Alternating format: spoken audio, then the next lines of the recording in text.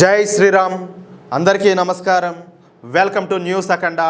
నేను మీ కస్తూరి శ్రీధర్. మిత్రులారా, భారత్ను ముంచేయాలని చూసినటువంటి అంతర్జాతీయ డ్రగ్ అలాగే గోల్డ్ కార్టెల్స్ కు ఇప్పుడు అమిత్ షా గారు అలాగే మన అజిత్ దోవల్ గారు మైండ్ బ్లాకింగ్ మాస్టర్ స్ట్రోక్ అయితే ఇస్తున్నారు. దేశ వ్యతిరేక శక్తుల ఆట కట్టిస్తూ ఈస్ట్ బార్డర్ ను అంగుళం సీల్ చేస్తా ఉండడంతో కొన్ని ఏళ్లుగా వేల కోట్ల రూపాయలు దండుకున్న స్మగ్లింగ్ ముఠాలదారులు ఒక్కొక్కటిగా అన్ని కూడా మూసుకుపోతున్నాయి. అసలు ఈ స్మగ్లింగ్ వ్యవహారం ఇప్పుడే మొదలైంది కాదు, దశాబ్దాలుగా నడుస్తున్నటువంటి పెద్ద నెట్వర్క్ ఇది. ఇండియా మయన్మార్ మధ్యన 1643 కిలోమీటర్ల పొడవైనటువంటి సరిహద్దు ఉండాలి. కొండలు అడవులు ఎక్కువగా ఉండటంతో చాలా చోట్ల ఇప్పటికి కూడా పూర్తి స్థాయిలో ఫెన్సింగ్ అనేది లేదు. ఈ సందునే డ్రగ్ మాఫియా వాడుకుంటాంది. మయన్మారు అలాగే లావోస్ థాయిలాండ్ మధ్య ఉన్నటువంటి గోల్డెన్ ట్రయాంగిల్ నుంచి ఓపియం, హెరాయిన్, సింథటిక్ డ్రగ్స్ ను మన భారతదేశంలోకి దింపుతూ పంజాబ్ నుంచి తెలంగాణ, కర్ణాటక, తమిళనాడు అలాగే కేరళ వరకు వేల కోట్ల రూపాయల అక్రమ వ్యాపారం నడుపుతారు.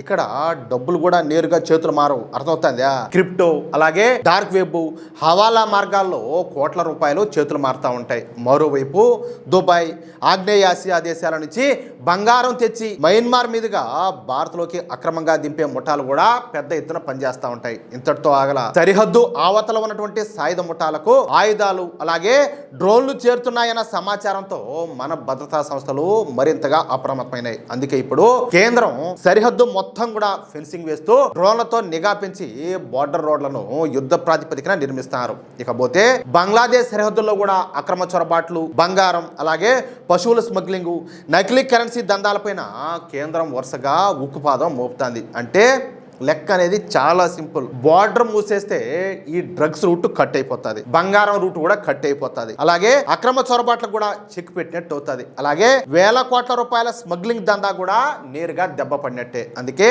ఈస్ట్ బార్డర్ పైన ఇప్పుడు మన మోడీ ప్రభుత్వం ఫుల్ ఫోకస్ అయితే పెట్టింది. కొన్ని ఏళ్లుగా ఈ దారులను అడ్డాగా చేసుకుని సంపాదించినటువంటి ముఠాలకు ఇక ఆట కట్టే టైం అయితే వచ్చేసింది.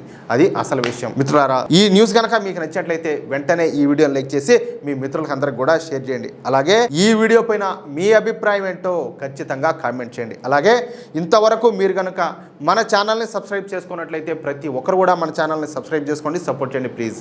జై శ్రీరామ్, జై హింద్, భారత్ మాతాకి జై.